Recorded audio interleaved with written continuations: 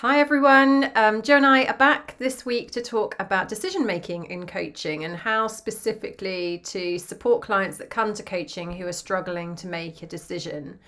So we had a little think about this offline, and I think one of the first things that we would do to approach decision making is to start by making sure we aren't coaching the story. Now, what we mean by that is when a client comes to coaching and they're like, oh, I've got this decision to make and I'm not sure what to do. A typical place might seem to be to start with, let's do the pros and cons and let's explore both sides of the decision. Whereas in reality, they're coming to coaching because they can't make the decision. So what's stopping them from being able to make the decision? And that's where I would start the focus of our work together. I'd be interested in, is this a pattern of behavior? So is this something that always happens when a decision comes up, or is it only when a decision has a certain amount of weight attached to it? So exploring that with the client to bring that into their awareness, and it may be a pattern, so we might explore that, or it might be that it's just this particular topic. So we'd want to know more around what's stopping you from making the decision. Yeah. And of course, Who it will might you be be when you both. make? Sorry, I was going to say it might be both. It might be both a pattern, but particularly like this decision. And I think where it's a pattern, where somebody's struggling to make a decision, it often comes from a place of not trusting themselves, of not being certain that they can make the right decision. So really doubting themselves, so self-doubt coming in, not feeling Fear of confident. disappointment. Yeah, fear of letting people down even. So there can be lots of mess surrounding decision making that is largely unconscious. And so just helping your client to be aware of, what are all the things that are getting in the way of you being able to make a really clean decision? So you can ask things like what conditions need to be in place in order for this decision to making to be easy for you, or what's worked well in the past when you've made good decisions for you. Who will you be when you make this decision? Who are you on the other side of this decision in comparison to who you are now? What's at stake in this decision? How much energy have you got for this decision making process? What are you getting out of being indecisive? Yeah.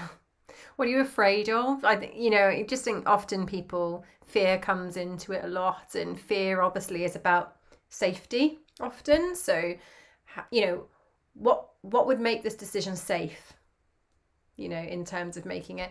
I like what you said about the future, because there are lots of tools in coaching that you can do in terms of visualizing a future. So you can ask, what would your future self who has made this decision advise you to do?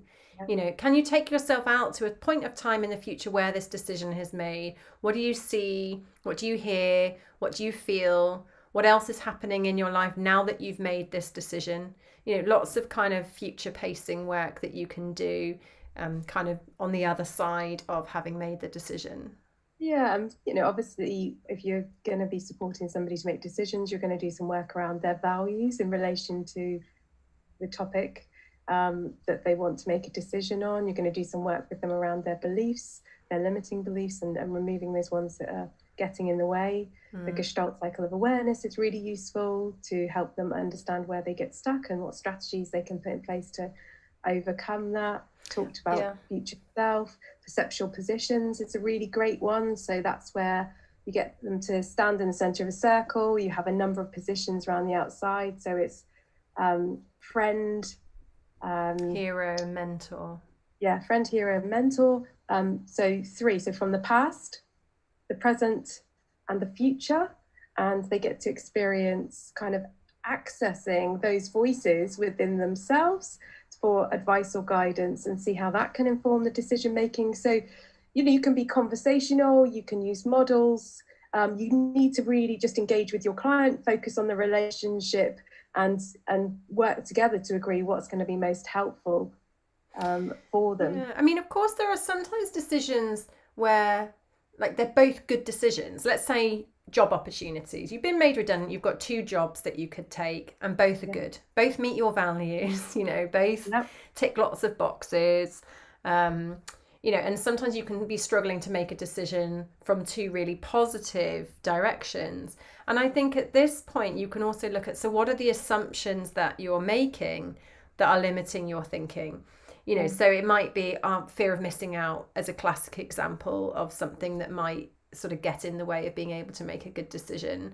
So, you know, doing some work on what your assumptions are, and then what would you need to believe in order to make this decision and be satisfied with your decision.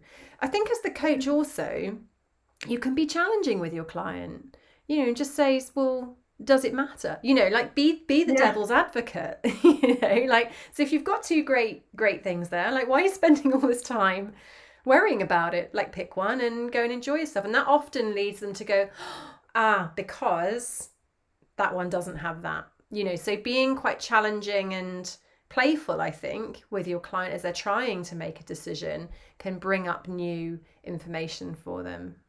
Yeah. So that probably gives a few different ideas in terms of how to approach decision making. And I think probably lastly, just as the coach, just to be aware that holding the belief that the client is resourceful and will make a positive decision and that they will be right. There's an energy exchange in that. You know, so you believing that your client will make the right decision for them can be really helpful and empowering for your client when they're in a place of indecisiveness. And if your client says, I'm not very good at making decisions, I never have been, because often clients talk in terms of generalizations, that reframing around, well, you've made the decision to share this with me today. So you demonstrated that you are able to make those decisions, and being aware as a coach that you are making those micro decisions, you know, second by second, about the questions you ask, where you kind of go with your client in that thing, and actually being able to talk about how do people generally make, you know, positive decisions, almost detaching it from the client and just looking at decision making as something separate to them can be really helpful, because it can take some of the emotion out of it. Because often people fear, or if I decide that, will I embarrass myself if I do that? Am I ready to do it? So like a useful question is, when will you be ready to make a decision? Yeah. And just with no weight.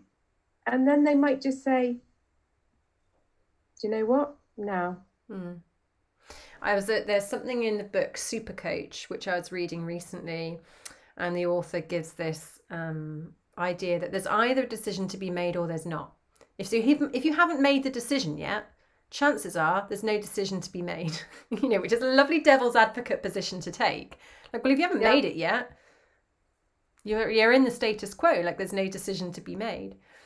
Yeah, and often I think clients will say, I'm really struggling to make a decision, but the reality is they've already made the decision. What they're struggling with is understanding their emotions and aligning their emotions around it, and that's really where they need the work. But that can be great kind of piece around self-awareness. So so there's lots, you know, you have to really lean into your gut instinct as a coach when you're working with this topic. You don't take it at face value. Don't get drawn into the story.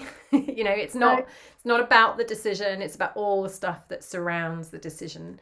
And is your role really to help your client make a decision by the end of the session? Like, what are you contracting for at the beginning of that session? So think carefully about that and how you're setting both of you up for success in the 45 minutes, hour, whatever amount of time that you've got together. What is your role in relation to supporting your client on this? So I hope that's some helpful food for thought for you all. Yeah, and if you're looking for more helpful food for thought, we have over 20 videos like this in our library. So please come and take a look at our vlog, which is www.igcompany.co.uk/vlog, where you'll find all our previous episodes. And that's where you'll also find information about our coaching courses if you're interested in learning more about training to be a coach. Yeah, love to see you there. Take care.